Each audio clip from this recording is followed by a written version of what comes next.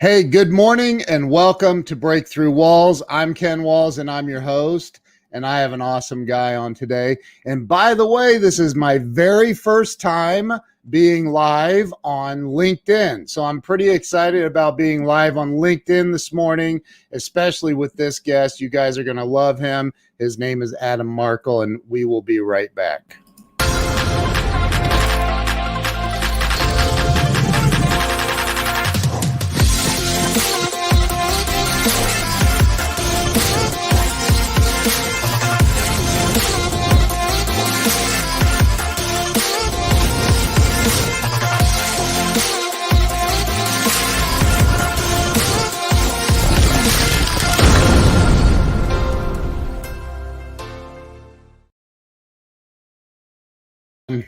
Adam, good morning.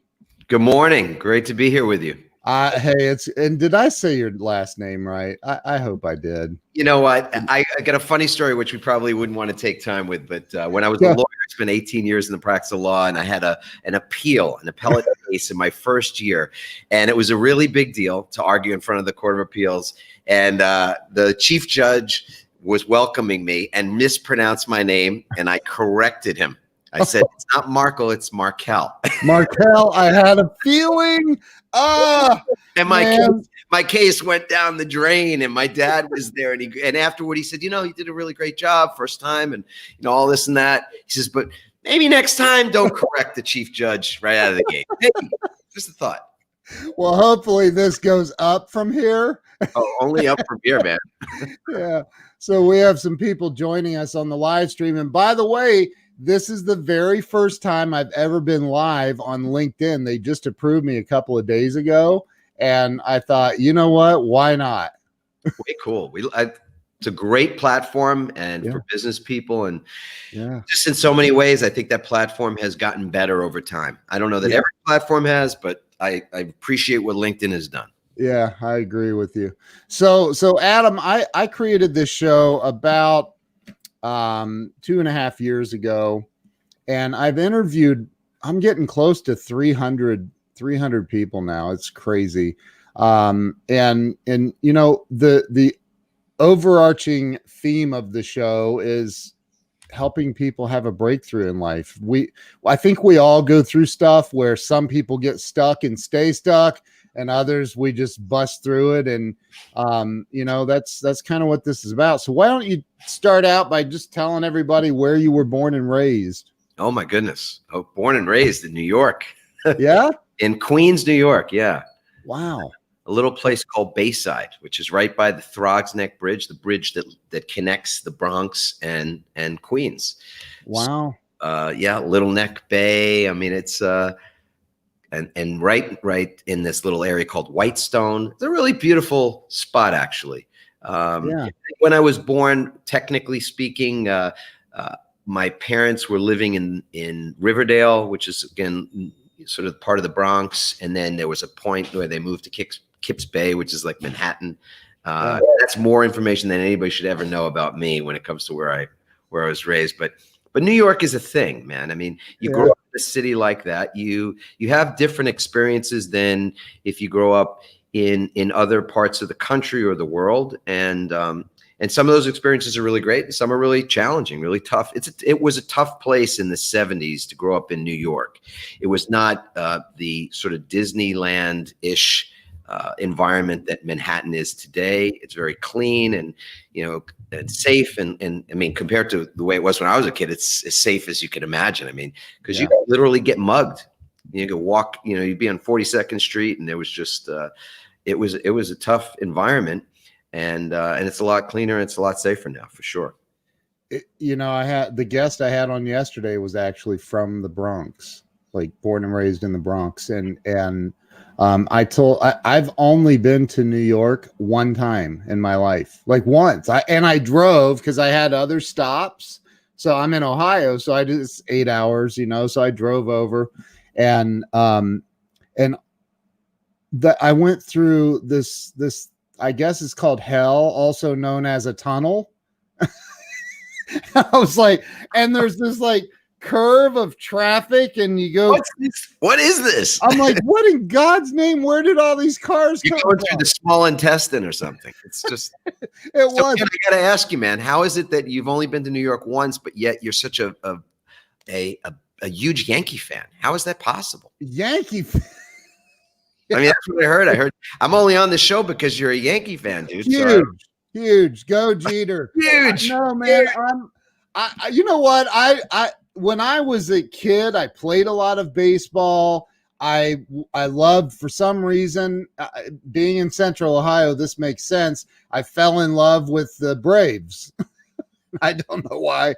Like, I have no idea why. And it makes as much sense as you being a Yankee fan, actually.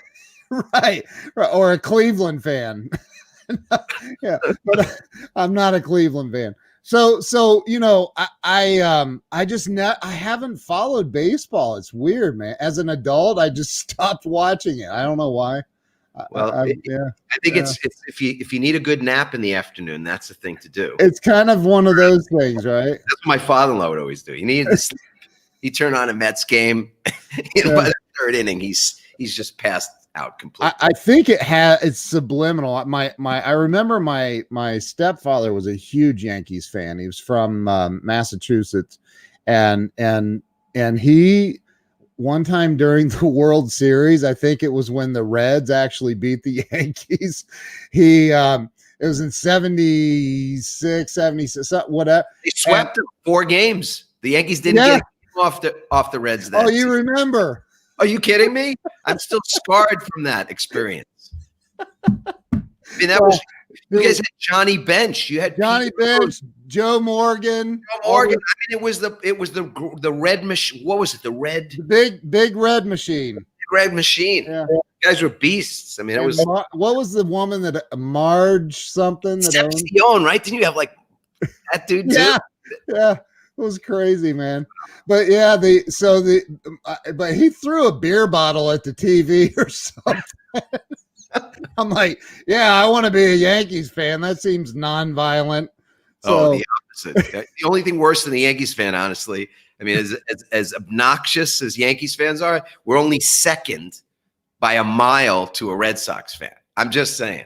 And, you know, I have a place in Massachusetts. My dad lives in Western Mass. My wife and I went to UMass Amherst. That's where we met.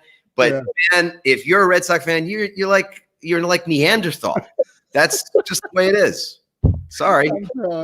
I know. And and we won't even get into the football talk because that's just, man, that's on a whole, and I'm sorry, but Boston's going to be in pain this year. They're not going to like being without Brady. I can tell you that right now. And I'm a Steelers fan, so don't hate me for that.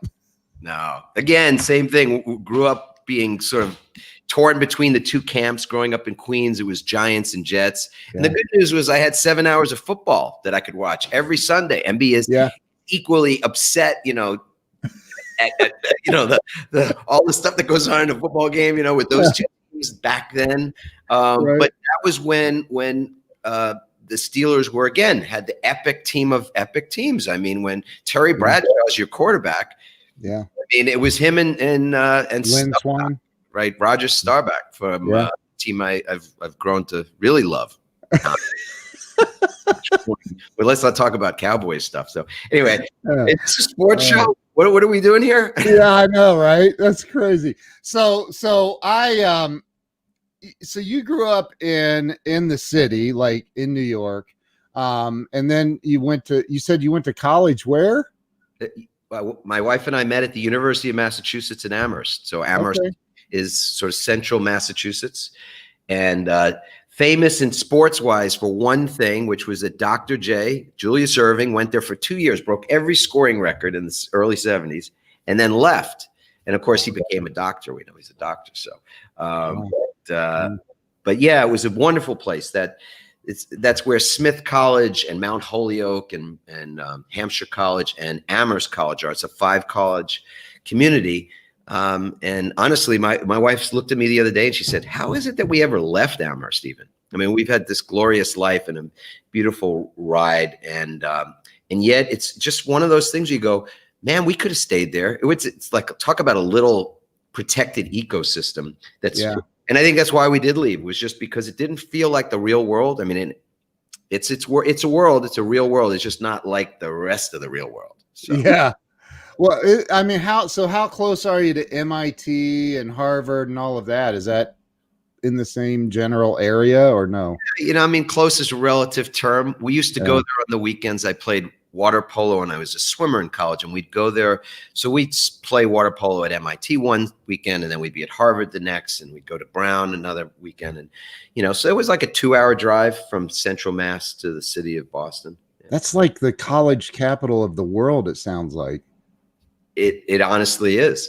I mean, it's crazy. You got kids. We have 4 kids, and all of our kids are now out of the nest, and all of them are now, 2 graduated already, and 2 are still in the UC system, the University of California system.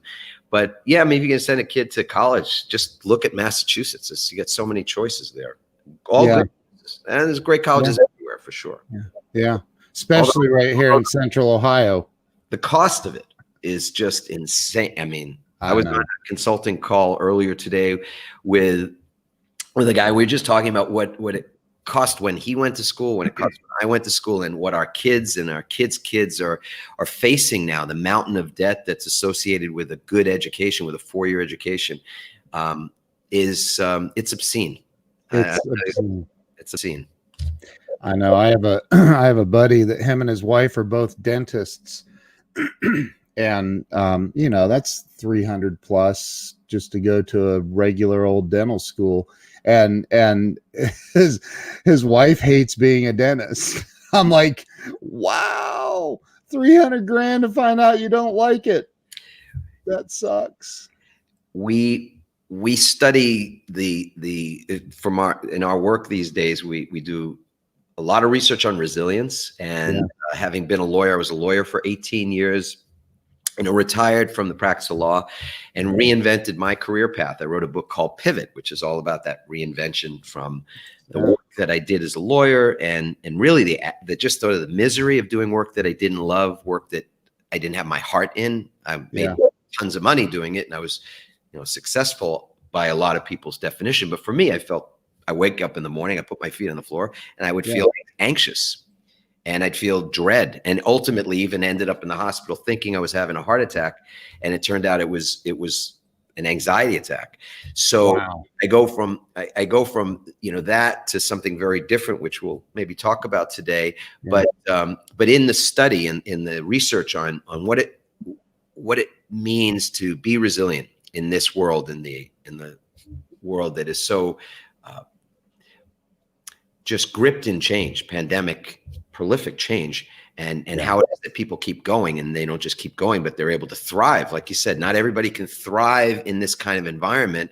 Right. And what are the distinctions between the people and the teams that thrive versus the ones that don't? And that's a great bridge between, talking about Yankees or about Cincinnati Reds or any of the teams. I mean, there's always going to be a distinction between the teams that win and win it all, not once, but periodically over time, et cetera, and the ones that don't. And in our research, I just got to tell you, lawyers are high on the list when it comes to anxiety, depression, even suicide. But higher on the list are doctors and dentists. In fact, I know many dentists. One of my best friends in the world is my lawyer, and this guy's a trip, man. He doesn't take. I mean. I think you could punch him in the mouth and he would just look at you calmly and go, why'd you do that? Like he's just the dude's a trip. And so, but I know a lot of other attorneys as well. And it amazes me how so many people, like you spend 8 to 10 years doing that stuff, getting the education and a lot of money. And a lot of these guys and gals they get into practice or working for a law firm and they don't like it. Well, for one thing, you don't know what it is. It seems like it's one thing when you're watching Ally McBeal or whatever the current, lawyer shows are, right? Law and Order or something. Right. But that's not what it's like. And most people have no idea what it's like until you get into it. So Yeah. And I think that's the same in any profession. It's not necessarily just the law, but ultimately, lawyers are warriors in many ways, and not everybody wants to wake up every day and be in a fight, or know that that's what their job is every day, to fight for something or someone, or it just that can be a tough road over the long haul. I did it for 18 years, so I don't feel like I didn't get enough of it. I got plenty of it. Did you have a specialty? Well, did you specialize in anything like business or? It was mostly business law. I did corporate work and litigation, transactional work as well. I had a pretty wide experience. I did a lot of federal court work, and it was wonderful. I mean, it look back on it now, and it taught me so much about business. It taught me so much about people. It taught me so much about myself. But at a certain point, it was killing me. I don't know how else to put it. It really was. I was not able to handle it. And if I knew then what I know now, I probably could have stayed in the practice. But it's perfect that I didn't, because the road since then has just opened up in ways that I never could have expected. And it was a midlife calling that I was looking for. Yeah. Midlife crisis. And so my wife and I, fortunately, we were able to create that midlife calling, instead of my having to say, hey, I got to quit my job. I got to move to Fiji. I got to, buy a Ferrari, whatever it is that makes you think you're back on track. So I feel like a Ferrari would be good. I don't knock a Ferrari. I like a nice fast car. So you practice law, and did you have your own practice, or were you working for a bigger firm, or how did that go down? You know what? I was on my own from the beginning. It's kind of an interesting thing, because again, in connection with the conversation around resilience, I look at how it is that people either have great capacity to perform. You know, we're inside companies, and we're either delivering workshops or we're doing more longer term gigs with them. Yeah. We often are measuring capacity. We're measuring productivity and that kind of thing. And I look at my own example. I was a kid in high school that got crummy grades, but I managed to get into the University of Massachusetts. And I look back now, and part of the reason I got into that school, and Syracuse and BU and Penn State, all these great schools, and yet I was like a C+ or a B- student or something, but I wrote well. And writing is so important. And so my essays, I think, were high quality enough that I got into those schools, but I was a crummy student. And then I get into school, and again, I don't have great study habits, and I hadn't read a book. I don't think I'd read a book when I got to college, but I became an English major. Go figure. Wow. You know, and I graduate magna cum laude from the University of Massachusetts Amherst. But I go, you know, how does that happened? I get out of school. I go to law school. I started teaching. I was teaching for a couple of years, middle school English, and I go back to school to become a lawyer. And now my wife and I are married. We start having babies. We had 2 kids while I was in law school. My grades were, again, middle of the road stuff. So I wasn't getting offered any jobs from firms or anything like that. And I had no prospects that way when I got out of law school, but yet I passed the bar exam in New York and New Jersey on the first try. And I started tracking these things. How is a guy who sort of looks like he's tracking to the middle, tracking even to the mediocre? Right. How does this person end up that these things happen? I get out and I'm on my own with nothing, but yet I have a multi-million-dollar law practice several years later, and clients and everything by way of referral, no advertising, all that kind of thing. You go, how does that happen? And to me, it really is the essence of resilience. I was so tenacious in my desire to figure it out, to do well at it, to just be able to look at myself in the mirror and say, hey, you know, you're really good at this thing. That was meaningful to me. And so that capacity to just continue to, you know, get up early, stay up late, do whatever it took. But the thing that I missed in that equation, so I'm able to achieve these results, even despite the mediocre sort of DNA, what looks like, this person's it's not a white shoe lawyer. It's not a guy who's going to be able to compete with the big firms. I was routinely kicking I don't know what you could say on this show, but whatever. I was handing these firms their lunch, because I had no problem working on a Saturday. I mean, it's Saturday at 8, 9 o'clock in the morning. I'm spitting out papers.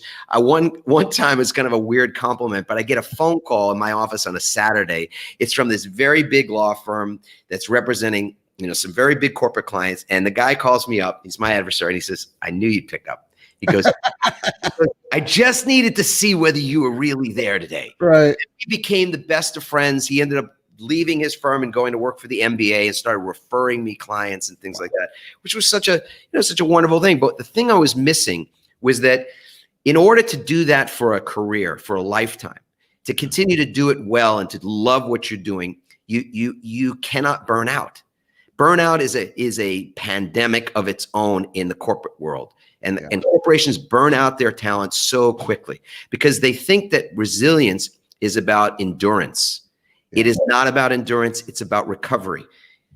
Resilience in sports is about recovery, not endurance. You wouldn't have a marathon runner run a marathon the day before the Olympics and then have them run the same race the day after. You just wouldn't even think about that. And yet law firms and many, many other businesses, corporations of all kinds, run their employees on empty all the time. Yeah. Empty. Now, car can't run on empty. Your cell phone can't run without the juice, without recharge. Why would you think we could? Doesn't make any sense. So you had, I mean, it sounds like you've had some very, not to steal from your book title, but some very pivotal moments in your career. I mean, because I didn't go to college. I'm one of those dummies that went to work instead. And I mean, I went to my own college, trust me. And but along the way, I mean, I was around 20 or 21 years old. I was like, oh my God, I'm an idiot. I need to learn. And the only way to do that is I've got to read books. I have to read. I have to get information. And so, I didn't have the formal education. I never had that. My wife is a college graduate and she went to a private college and it was not cheap. I know that. But so along the way, where did you have that moment where you realized that man, I need to, there's something else going on here. Like something else that I could be doing, that kind of moment? Or the moment where you realize that what you just said, resilience is about recovery. Like, how did you know that? Like, where did that come from, dude? Nobody says that. It's the school of hard knocks. I mean, it's the knocks that you're talking about, right? It's the real school, the school of experience that teaches you these things. And look, I'm a daddy, I'm a husband, I'm married 31 years to my college sweetheart. We have 4 kids. Life is not easy.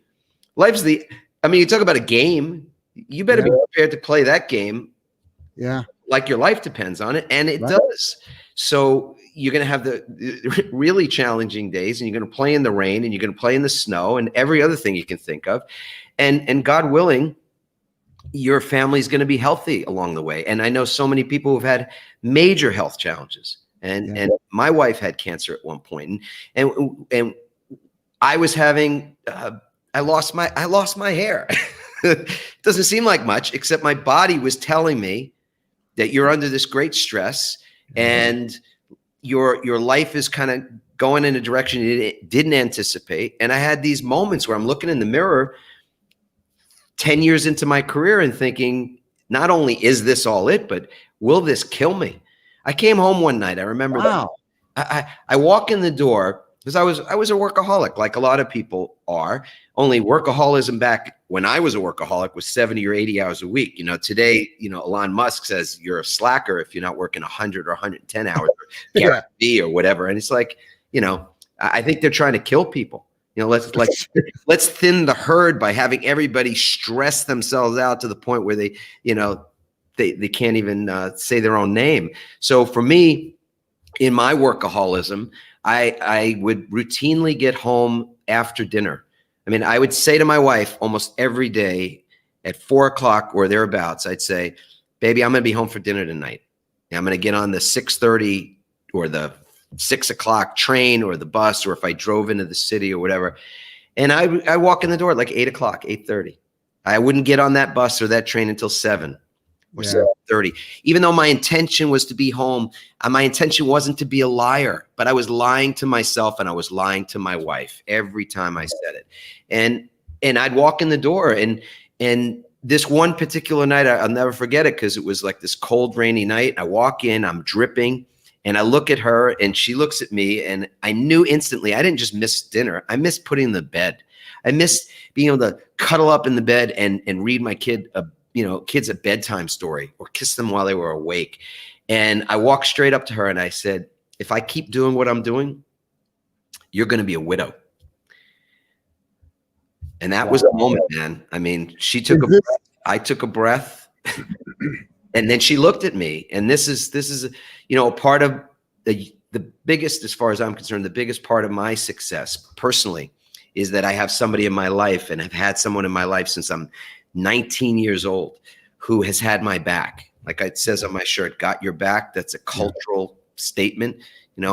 She's had my back since then. So she looked at me and she said, we'll figure it out. She didn't say to me, hey, dummy, we got a house here, big house, cars, kids, gerbils, goldfish. You're responsible for a lot of people, a lot of lives, right? Right. Didn't remind me. She knew I knew that. She knew I felt the weight of that. So she just said, we'll figure it out. And so I didn't need to have that I got to go to Fiji moment, even though Fiji's wonderful. Today, right now, everybody can work from Fiji. Can work from anywhere, earn from anywhere. Fiji's a great place to connect to your internet, to your interweb. and do this. But back then, man, those options did not exist. And for me, I just had to be honest where I was at. And where I was at was I was miserable when I had everything in the world to be grateful for. Beautiful wife, kids, all these blessings, and I was a misery. Was this at year 18, or was this earlier on in your practice? Now, this was probably at year 14 or 15, because the story that I tell in the book Pivot, and it's partly my story, and then it's all this other research and other people that we've met along the way. Because ultimately, I ended up reinventing my career path, and then was asked to speak on that topic, and then ultimately I became somebody that people were calling to speak all over the world on the topic of reinvention, and based on the principles in this book. So the good news is that I was able to get out. I can't tell you how many lawyers that write to me or email, and say, how do I do it, and that kind of thing, or other people in other professions. But it took 2.5 years. Yeah. So we started to map out the plan B, and then I didn't jump ship. I'm not a believer that you jump ship. It's not the way I'm made up. I mean, that's outside the bell curve as far as I'm concerned. Right. You want to make a change, you go the Dave Brailsford route. I don't know if you know what Dave Brailsford is, but was the performance director for the British cycling team in the early 2000s. And that was a British cycling team that had not ever won a Tour de France, ever. That's how good they were. They were also so good that they had not won a medal in the Olympics since like 1910 or something. Wow. And this guy comes in, and this is a story that companies love when I share this with their people, because he comes in and he doesn't say we've got to make a drastic change to the way we're doing. Look, he could have said, hey, the record speaks for itself, right? We suck. Like, the team sucks. Right. We got to throw everything out and start fresh. But instead he says, no, what we've got to do is we've got to make 1% improvements to things. We've got to put progress ahead of perfection. And so he starts to make these tiny, tiny little incremental changes to everything, including, get this, the truck that they would carry the bikes in. He painted the inside. He had them paint the inside of the truck white. Now, of everything that you could think to change for a team that has never won and turn them into a team that's a winner, why would you paint the inside of the truck white? And it's because they found out that there was all this dust that would accumulate inside the truck. And when it was dark inside the truck, they couldn't see the dust. And the dust would get caught up in the gears and the bikes wouldn't perform as well. And so he had 1,000 of these things that he would make this tiny, tiny little incremental improvement to. And that's the pivot principle at its best, is you make small changes, and small changes over time. It's like a straight line. If you imagine a straight line, you make a tiny little change in the direction of that line. Over time, those two lines separate greatly. And that's what he was teaching. And then ultimately, 5 years later, they win their first medal in the Olympics. 7 or 8 years later, they win more medals in the Olympics than any other cycling team. And they've won, I don't know, 6 or 7 Tour de France's since then. You go, my goodness, that's the method. So for us, 2.5 years later, I was able to leave the practice of law, retire, and be doing work that my heart was in, work that I loved, and work that was paying really well on top of it. So you left the law practice after 18 years to do what? To be a speaker and a consultant and yes, keynote speaker. We train people on their public speaking to give TEDx talks and the like. We created a company that went from, the company was training thousands of people a year. We were doing millions of dollars in revenue. I mean, really, okay. But not overnight, and not without the pain and suffering of entrepreneurship. I mean, look, this is not, the story for people listening is not the rosy ending. It's every day. It's diligent, vigilant practice, deliberate practice, humility. Yeah. Wow. That is, you don't hear of a lot of attorneys that just say, I'm done with this gig. Like, you don't hear of that. Well, they say it all the time. They just don't do anything about it. Yeah. Right. Just kidding, my colleagues, man. I mean, so you know Brett Grossman, it sounds like. What's that? You know Brett Grossman? Oh, Brett's a good buddy of ours. Actually, Brett's been part of some of our speaker training. Brett is a superstar, man. He's a rock star. He's been on the show. He's a buddy of mine too. Yeah. Oh, that's so yeah, small world. But okay, so you leave now. So you had this law practice. I'm assuming you had other attorneys working for you also? I did a lot of outsourcing back then. I think I was ahead of my time in that respect. I didn't want to have the overhead. I mean, in business, there's only one thing, right, Ken? This is School of Hard Knocks stuff, not necessarily Wharton Business School, but there's one thing you can control in business. Only one thing, just one thing, and one thing only. What's that one thing you can control in business? How much I don't sleep. I wish you could control that part, man. Oh Lord. It's what you spend. That's the only thing you have any control over in business. So I just didn't want to marry myself to the kind of overhead that would mean I wouldn't have options. Where I'd have fewer options. And so, I just get lucky in the sense that I didn't want all that overhead. And therefore, when I wanted to leave, I didn't have partners to unwind a practice with. I didn't have all the other kind of hassles of it. And there's other ways to do it. You could do it more smartly than I did, but I was 20 something years old. I didn't know anything. My father wasn't a lawyer. I didn't grow up with that in my life. And, my dad was a recreation director and a preschool teacher. And we grew up, we didn't have a lot of money. So there just wasn't a lot of financial literacy, certainly not in regard to, forming a business and how you do those things. So I got a little lucky in some of those areas. And then there were things I would do differently as well. What made you want to be a lawyer? That's a great question. I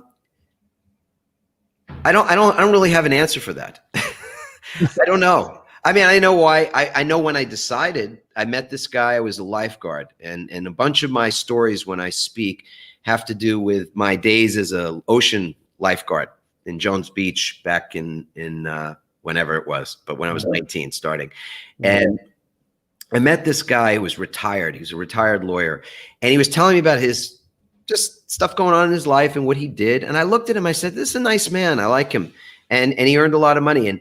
And all I knew at that point was, be a teacher, or what am I going to do with my English degree? So I worked for the city of New York as an English teacher with kids in 8th grade, 7th and 8th grade, little 8th grade animals. The 7th graders were sweet and the 8th graders were hormonal and little animals. Yeah.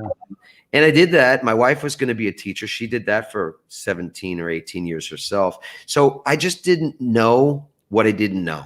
And I thought, well, you know what? English, writing, and speaking, and I've never been really an extrovert. It's just a little odd, I guess, that I'm a public speaker, but that's what we tell people. You know, we work with CEOs or others that are a little shy or a little bit more thinking, you know, and a little more in their head than in their heart kind of thing. I say, look, this is situational extrovertism for me.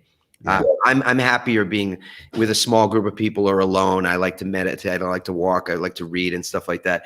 But when you have something where you can help people, you rise. You know, you're capable of so much more than you ever think you are. So, you know, back then I wanted to do something decent with my life. I wanted to have a family. My wife and we knew immediately we were going to have a bunch of kids, and I had to figure out how to pay for that.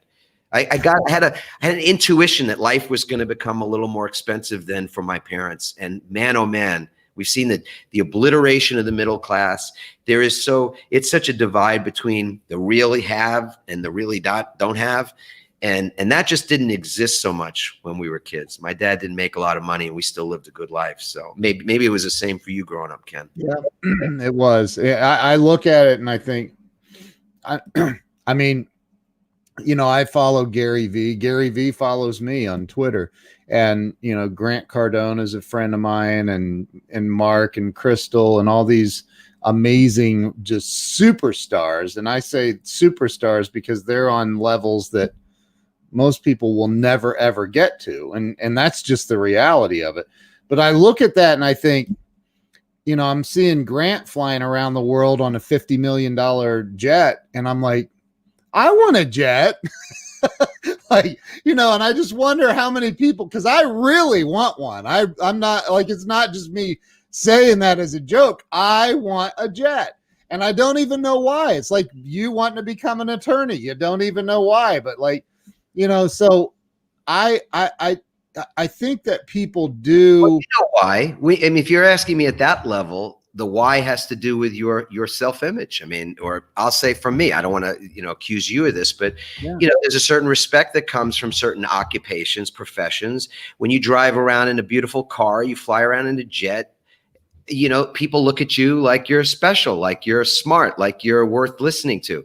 I call BS on a lot of that, frankly. I mean, no offense to any of your friends or whatever, because I think a lot of people, if you examine their lives, if they were really transparent about what goes on at home and with their kids and things like that, you might not be so envious of it. Right. But, and I'm not pointing anybody out in particular, but I think there's just a lot of hypocrisy, and especially in that space of thought leadership, that people that aren't congruent truly living what it is they preach. So yeah, have a jet for if you want to have a jet for no apparent reason, but don't have a jet. Don't need a jet because it'll make you good enough that your dad will love you, or that your friends will love you, or other people will say, hey, what a smart guy. I mean, that's no way to live. No. I'm 55. I get to say that. See I get to say that. At 30, I had no basis to say that, I don't think, because you haven't endured enough. You haven't had enough humbling experiences to realize how wrong that path can be for some people. Right. Dude, I totally agree with you, by the way. And that's why I said, I don't even know why. I really don't. I don't know why, but you can buy a jet for $1 million, you know? I mean, so they're out there. You can't buy a Gulfstream 550 for $1 million, but anyway, so like I look at life and it sounds like we have very similar views. When you left the law practice, I mean, I'm assuming that you went from a really, really good income to like, oh shit, I'm kind of starting at ground zero. Is that right? Well, I mean, the story goes that I started to do these workshops for a company in the space, a big personal development company. Okay. And ultimately I became a trainer for that company while I was still practicing law, and then ended up succeeding to the role of CEO of that company and part of the rebranding and it, sort of bringing it into the next, to its next place or what have you. So I didn't go without I'm a conservative person sort of by nature.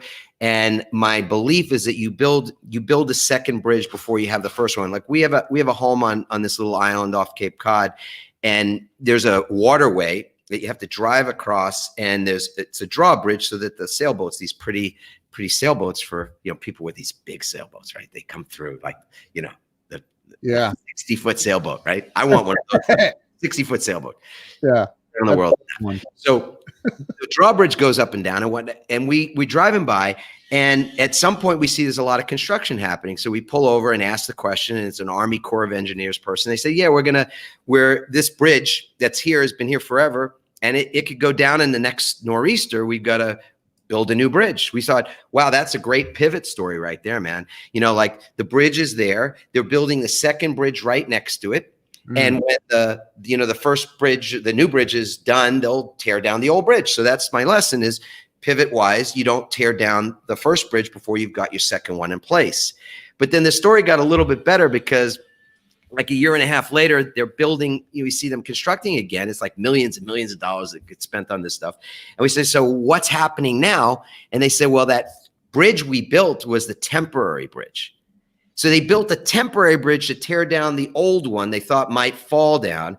And now they were building the more permanent bridge, like the 100-year bridge. And I thought, oh, this is the best pivot story of all, because just because you build another bridge and that's enough to satisfy what your financial needs are or other things that might be important to you at the time, don't expect that that's the last time you're going to pivot, that's the last bridge that you're going to build. And that's been true for me.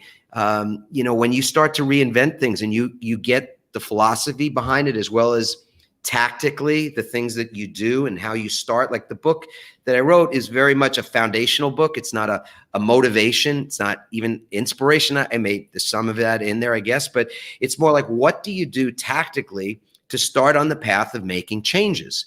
Because I'm not a tear the bridge down guy without the other bridge being there. I mean, it just doesn't make any sense to me. I got to tell you that this will make you cringe. So out of high school, I worked at the Honda factory building cars. Like, everybody in Central Ohio works at the Honda factory building cars because they pay so well, and non-union, but they pay so. And so I'm like, I'm 18 years old, 30 plus years ago, making 45, 50 grand a year at 18, 19, 20 years old. Crazy money. But I mean, I lived there 70 hours a week. At lunch one day, and I knew I hated it. I hated it. I mean, with a passion. There's not even windows in this place. Like, it sucks. And so some little feller, I'll just say little dude, I said, man, I hurt my back working on and he goes, quit your bitching and get back to work. And if you ever want to get into management, and I go, you know what? I don't ever want to be in management, and I don't want to be here anymore. You're an asshole. I quit. And he's like, you can't quit. And I go, watch me. And I clocked out and left. And never went back. So I'm a little bit different than you, man. I'll blow the freaking bridge up and say la vie. Well, look at where you were. Were you married at the time? Yes, I was married. You had kids? You had kids at the time? No. But I was just in this place where it was like, I knew I wanted out. I had already been looking at, maybe I should get into sales or something that's, pays a little better, has less stress. And this is the other thing. And I think you'll agree with this. The grass is not always greener. It looks greener. Always. Right? It looks greener. Yeah. Yeah. I remember my ex-wife's father was like the VP of sales for Pfizer Pharmaceuticals, and they had a butler, and I'm like, I didn't have a butler. Like, I don't even know what that's like. Like, what's that? I don't know. Didn't we all have butlers? I know. Right. And I'm like, how do I get a butler? Like, how? Alice. Growing up, it was the Brady Bunch for us. So everybody wanted to have an Alice. I know. Right. And that house. I mean, come on. And that house. Right. Nick's house. Yeah, and Mike and Carol were just like, nice, So, but I had this thing in my head that day. I thought, man, I know people making 150 grand a year in commissions and sales that don't have to put up with crap from a dude like you. And so I walked out and I got into sales, and I literally lived broke for a long time, man. And that's when I realized that I was an idiot, not for leaving that job, but I needed to read books. I needed to get information. Right. Well, you know what? You were going with your emotions then. Yeah. And I'm an emotional person. I think that part of what we have to learn to do, part of the wisdom of life, is that you modulate. Yeah. Just like speaking is about modulation. You can't be, oh, yeah, all the time. It's like you turn people off that way just as much as if you're so boring they won't listen to you. Right. But modulating between your head and your heart, between your thinking and your logic side of you, that's important, and your feeling side. And so the harmony between those two is key. Look, it's ironic that the book so we've got a new book that's coming out with McGraw-Hill called Change Proof, Leveraging the Power of Uncertainty to Build Long-Term Success. That's coming out in the spring. But the book Pivot came out a couple of years ago, and that was with Simon & Schuster. And the first job I had out of college was with Simon & Schuster. And I hated it. It was so awful. I was there for about 6 months. And in the end, I didn't quite flip off my boss, but I mean, I did what you're talking about, man. I said, this is like driving me crazy. This is ridiculous. I can't even imagine myself here having this conversation 2 years from now. It's like, I'm out of here. Screw this. So it's like, so I've quit. I know what it is to quit, but you know what? Back then, again, we said in business and life, the only thing we control in the financial end of life is what we spend. And so because I had almost no expenses, and between my fiance at the time, it was my wife, we could control it. I quit. So you know what? I took a few more hours bartending. Yeah. I was willing to waiter. I was willing to have another job. I was a lifeguard in the summer. We had plenty of money for what we had to spend. It was easy to make that decision and follow, just get out of there. But later on, as many mid-career people know, and there are people who've got alimony to deal with and child support, and there are people that are just like their kids are going to school. I mean, how do you quit? How do you just quit something when other people's lives are also hanging the balance? So I fully get that's a reality, and yet it's not an excuse, because at the end of your days, to look back and go, well, look me, I gritted it out. I was able to tough it out for my family. But at the cost of my soul, at the cost of what I might have done with my life, but for not knowing how to do it. And so you're right, reading books, starting to plan, starting to think about the small changes to whatever those are. That's what you can do now. That's what you can do for the next 12 and 18 months. This is one of the most creative times we've ever lived in.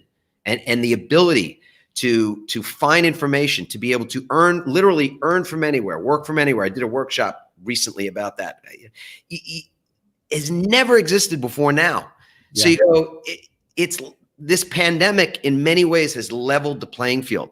The fact that the future of work is remote work. That was a book that was written, The Future of Work, I think in 2000 by, Thomas Malone, maybe. I might be screwing that up, but he was calling for exactly what we're seeing now, and only took 20 years for it to become the thing that organizations will accept now, that you can, as long as you get your job done, you are able to complete your project or create, get the KPIs, get the results. You can do it from anywhere. You can do it from Fiji. You can do it from Barbados. Doesn't matter.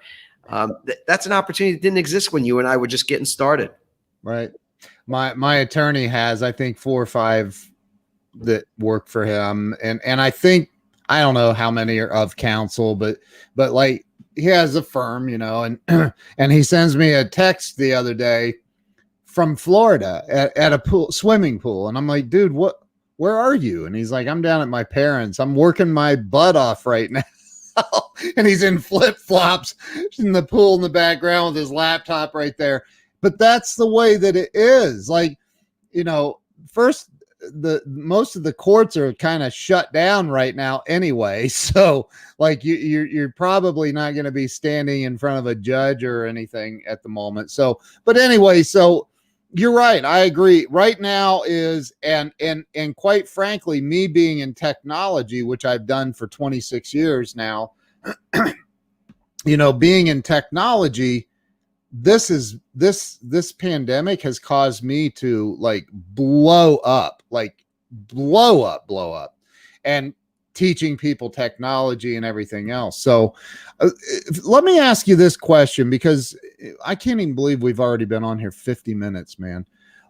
What do you think, in your opinion, what do you think holds people back from experiencing, I want to say, success when it comes to financial, and success when it comes to joy and happiness? Oh, wow. What'd you say? We have another 3 hours to talk about? We can go as long as you want. I don't care. So it's the internet and it's my show. So we can go all day. Better than that, right? They're not going to pull the plug on you the way they did when Frank Sinatra was giving his last acceptance speech. He was given a Lifetime Achievement Award, I think, at the Grammys, and he's in the middle of talking, and they go to the commercial, and you go, who on earth? I don't care if he had dementia, and if the next thing out of his mouth wasn't going to make any sense. That was Frank Sinatra that they interrupted. And I'm thinking to myself, who's in the booth? Who's got to get fired right now? I mean, it was fired just and dropped off a bridge. Like it's Frank. It's Frank. Dude, I was listening to Frank Sinatra this morning. That's crazy that you're talking about Sinatra. But anyway, what is it, man, that keeps people from not succeeding, not achieving some financial success, and because there's a lot of people that get stuck, man. You talked about it a minute ago. What if you would have figured out how to endure, working at that one company that you were talking about, and you figured out how to endure it, and maybe eventually you got to $25-30 an hour, and that's where you stayed for the rest of your life and never experienced what you've been able to experience? Gosh, I don't mind the dead air time, and I'll quickly just say this: the sounds that you're hearing there, we're on Penobscot Bay and on the central coast of Maine, and they're doing work outside the house on the shingles. I can't hear it. So okay, good. I was worried. Is that why you keep muting yourself? That's the reason I am, just because I'm here. I can't hear a single thing. All I hear is you. Oh, that's so good. All right. Well, I don't know about that, but all right. I can't hear it. Everything in our lives is the result of the thinking that preceded those things showing up. I mean, of everything I've experienced myself, and what I've learned is that we are constantly creating our future by the things that we think, and very much by the things that we say. I've been thinking lately a lot that if you were walking around recording, like if this thing, your cell phone or something else, was recording everything you said all day long, you, me, anybody, and at the end of the day, you had to sit there and listen to every word that came out of your mouth for that day, you probably would cringe. Yeah. And in many ways, we are speaking. We speak our life into being. And I'll let that sit for just a second. What is it that's happening in your life right now as the result of what you've spoken into being? And that speaking started with thinking. So in the progression, it's the thoughts that are creating much of what you feel, and then much of what you feel ends up being what you communicate. And that ultimately translates into these results, these things that show up. It's the way you look at anything in nature. Much of it starts out in the invisible world. It starts out with the seeds that are under the ground that we don't see, that ultimately produce something above the ground. And so our thinking is with us all the time. It's insidious, and we've got to manage our thinking. We've got to be monitoring it. We've got to become aware of it. And so much of our thinking is really irrational. I'm revisiting something. I'm a reader like you are, and it's ironic that I didn't read a book in high school. I read very and you go, holy smokes. And now I just devour them because I realize that the keys to life are contained in the painful stories that other people are sharing in their books and things. And my dad is a writer to this day. He's a creative writer. He's a fiction writer, and I write nonfiction. I write in a totally different genre. And I'm just fascinated with what gets companies results, what gets individuals results, and the like. And one of the things lately that I've been looking at is the work of Albert Ellis. This is a psychoanalyst who became well known, I think, in the mid 50s for something called rational emotive therapy, RET, which then also led to something called cognitive behavioral therapy, which is something a lot of people are aware of. But, so the bottom line with that is that we have a lot of irrational beliefs, and our voice, the voice inside our heads. You muted yourself. There you go. There you go. Thank you. So in many ways, we've got this irrational voice inside of our heads, and it is a voice. The voice inside our head is a voice, just like the voice that we're speaking with. And so we have to be able to discern, not easy to do sometimes, but to discern our irrational thoughts, our irrational beliefs, our irrational voice inside our head from the one that's rational. And often you can identify whether something's irrational by the way you think of it. Meaning, if it's something that brings about fear in you, anxiety in you, if you trace back to words like must and should and have to, the way in which that we make things a requirement in our lives, like I must do this or I have to do that. It's like we use the word need. I will, when I'm listening to somebody speak often, I'll track whether they say the word want or need. Need is a word that is all about irrationality. Because if you say, well, I need to pay my mortgage. No, you don't need to pay your mortgage, right? It's irrational to say you need to pay it because you don't have to. You want to pay your mortgage. And the reason you want to pay it is because you want to keep your house. And part of why you want to keep your house, even though you might hate the burden of your house, is that the thought of selling your house and what it would mean, what people would say, what it would other people, how you'd be judged, how you would judge yourself. Oh, I had to sell my house. That means I'm not successful. My father had to sell, went bankrupt. His business went bankrupt, and now I'll be just like him. I'm a failure if I have to sell my house. Or selling my house is like the next thing I'll be is homeless. I sell my house doesn't mean I'm going to be homeless. It means if I sell my house, I might downsize. I might take the money from my house and reinvest it or do something more intelligent with it. I might buy something smaller. But in our minds, we equate having to hold on to that house to so many other things, and that's irrational. And so I don't want to turn this into necessarily a psychology conversation, but you asked me, why do people not succeed in life? And mostly it's because of the way they think. And ultimately, we have to examine our thinking. We have to go back to the drawing board. You got to get to the foundational stuff because everything starts there. And I'm a very spiritual person. So even if you don't know what it means to change your thinking, think on that, meditate on that, pray on that, ask for guidance, and you'll receive guidance. And I'm not a preacher, but I'm going to tell you, in my life, that never fails. When you ask for what you're looking for, the universe supplies it. And humility is probably, if you ask me what's the most important thing in a leader and a CEO, it's humility, not arrogance. I'm not interested in the guy who's got the loudest voice and the biggest vision and can, again, stand in front of their garage full of Ferraris and tell me how to succeed. I think that whole thing is bullshit. God, I love that, man. Oh my God. Okay, you just sold me on buying your book, by the way.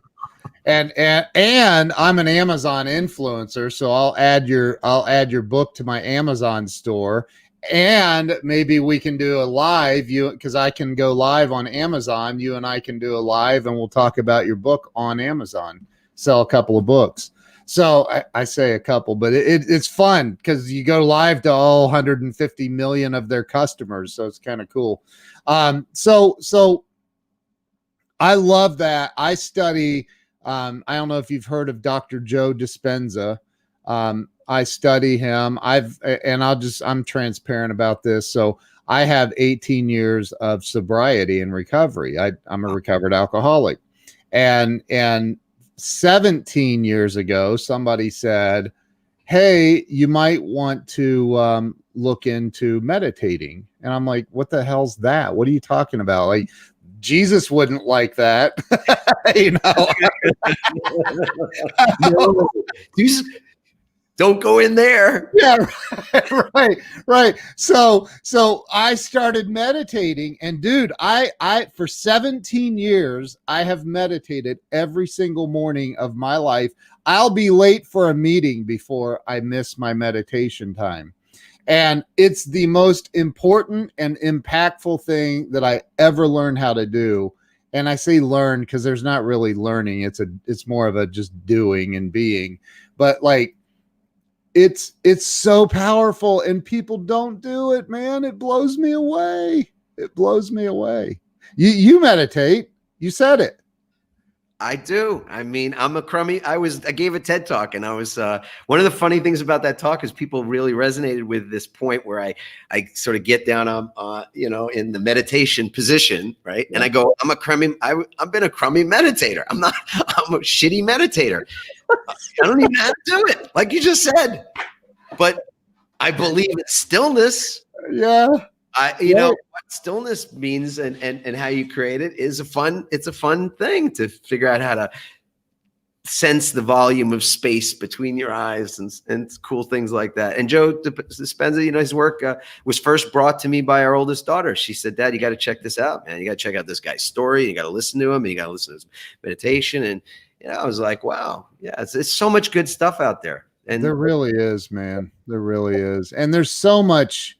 I love, and I'd love to have you come back on again, man. I think because you hold some truths that the world needs to know, man. I say, I don't mean to preach all the time, but I preach about this stuff. Like, freaking get silent, man. All of the answers that you're looking for, they're there. They already exist in you. You just have to go looking for them, man. They will be revealed. You just have to look. You agree with that, I'm sure. I do. You can't ask a question that you don't get an answer to. It's a cause and effect relationship. So people just don't ask. Like, we have 3 steps that we typically would say, what's a little hack for me in my, where I am now. And it's 3 things: pause, ask, and choose. 3 things. That's it. You pause where you are, get to stillness, get to neutral. Just take the judgment out. Like, something's right, wrong, fair, unfair, good, bad. We're so constantly dividing up the things into those compartments, right? Red, blue. I mean, we do that all the time. So just stop that for a second and pause, and then ask questions. You want to find meaning, just ask for meaning. Ask to find the answers to things you don't know, you're curious about, and then you can choose. Because now you're resourced to make better choices. And what is life but just the ability to make choices and to upgrade the way that you make your choices in life, to make spontaneous right decision making is man, do I aspire to that? You just like in an instant, you can just make the right choice. God, this has been amazing. Wow. Well, first, thank you to Mark Victor Hansen for referring you over to me. I am so grateful that you took the time to come on here today. This has been amazing. I have your book. I'm going to drop the link in the comments right now for everybody to go over and grab a copy of your book. I'm going to paste it in the comments. It should go through. Everybody can go over to Amazon to this link, and I'm putting it on my personal page as well. Go over and grab a copy of the book Pivot, and it's the Pivot, the Art and Science of Reinventing Your Career and Life by Adam Markel. And I said it right that time. You did, brother. Look at you. You see, you did the Simone Biles, man. You just stuck that landing. Awesome. Way to go. And you know what's cool too is we get to continue this because we have a podcast called the Conscious Pivot Podcast, and that's a show that you're going to be a guest on in a couple of weeks, and then because those aren't live, they're pre-recorded, but we'll turn that around really fast and see if we can't get it out in September as well. So we do a little 1-2 punch with this. Would be fun. That's awesome. This is great, man. And so this is live. Like I said, this is my very first time being live on LinkedIn. So you're my very first LinkedIn guest. I mean, I've never been live by myself on LinkedIn. So here we are, man. This is great. So Adam, thank you so much. I appreciate you coming on and spending the time. Your wisdom there's so much more, man. I wish we did have all day because I think you got a lot more, man. A lot more in the tank. You're being very generous, and I appreciate it. And I'm looking forward to the chat more. And again, people go to adammarkel.com/podcast. You can check out where Ken's going to be. We're going to have. I'm going to turn the mic on you, buddy. I got things I got to ask you. Hey, you're gonna see that I am an open book, man. I don't, there's the website, adammarkel.com. Go over and check it out. I'm sure your link to the podcast and everything else is on there. Do you have an email list people can get on from your website? Well, we talked a little bit about resilience earlier, and that's something people can opt in if they want to get a resilience assessment score for themselves. And it's not a sale or anything like that. It's just we have a lot of resources we've collected over the years for how it is that people mentally, emotionally, physically, and even spiritually can build themselves up, be more resilient. And the thing about a pandemic is that it brings that topic up. I mean, gosh, if I only were getting paid for every time somebody said pivot in the last 12, weeks or whatever it is, it's astonishing how that word has come into vogue. But resilience is another one. So we've been doing this a long time. And to me, the thing about resilience is you got to create it before you need it. You got to develop it before you need it. So now's the time to be working on it, not necessarily for what's going on in the moment, but what's the next thing? Because we both know, you and I are old enough to remember what the world was like when Y2K was the threat. Then it was 9/11 that devastated all of us. And then it was 2008. And you go, if you think that the disruptions that we're looking at, pandemic now, like that there won't be another one a year, 2 years, 5 years from now, then you're not seeing the long view. We got to be maybe even in the next election cycle. Let's not go there.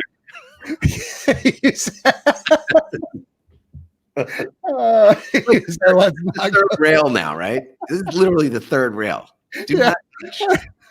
I'm just playing, man. Oh Lord! All right, so hey, and my buddy Glenn Morshower is he? I don't know if you know who he is or not, but he's a pretty famous Hollywood actor, 45 years. So he's my best friend in the world. We have a show, him and I do on Sunday nights called the Ken and Glenn Show with a guy named Scott.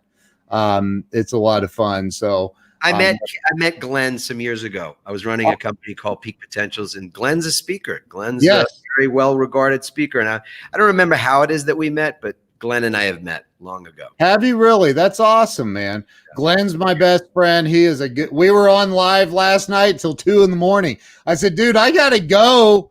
Like, I have an interview in the morning. I got to go. Good to see you, Glenn. Nice to see you. Hey, I'm going to go ahead and end the live stream. Adam, thank you so much. Stay with me if you would for just another minute. Sure. I'm going to end this and you and I will chat afterwards. Thank you so much, man. I really appreciate you. Pleasure. Thank you. We'll see you guys later. Have a great day.